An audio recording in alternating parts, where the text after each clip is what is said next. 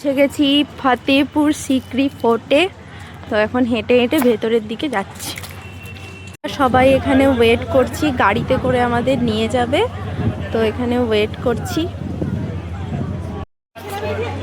এই গাড়িগুলোতে করে যাওয়া হবে। তো পরপর পরপর গাড়িগুলো চলে আসছে, আমরা গাড়িতে বসে পড়েছি। গাড়িতে করে মেন রোড দিয়েই আমাদেরকে ফোর্টে পৌঁছাতে হবে। বেশ খানিকটা রাস্তা, প্রায় 3 কিলোমিটার মতো রাস্তা আমাদেরকে এরকম পাহাড় চড়ে মেন ফোর্টে পৌঁছাতে হবে। তো এরকমভাবেই সুন্দর রাস্তা দিয়ে আমরা ফোর্টে পৌঁছে গেলাম।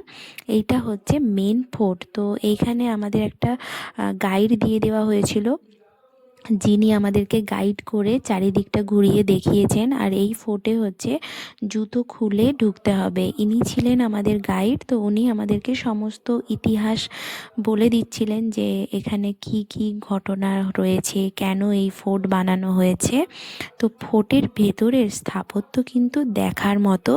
তো ভীষণ সুন্দর হাতের কারুকার্য আর বিশাল বড় একটা এরিয়া জুড়ে এই ফোর্টটি রয়েছে, যেখানে কিন্তু মানে ওদের ট্র্যাডিশনাল যে গান বাজনা সমস্ত কিছু হচ্ছে।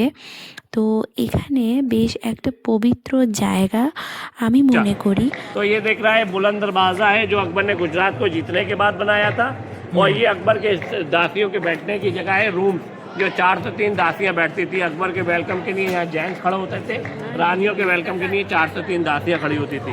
उस ज़माने कोई বুলন্দ দরওয়াজা দিয়ে বাইরে বেরিয়ে আসলে ফোর্ট থেকে পুরো শহর, আগ্রা শহরের ভিউটা খুব সুন্দর দেখতে লাগে। তো সব কিছু দেখে আমরা কিন্তু আবার ফিরে গেলাম